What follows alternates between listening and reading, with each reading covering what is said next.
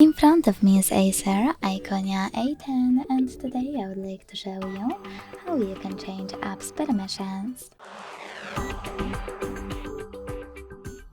Begin by opening Settings and scrolling to access Security and Privacy.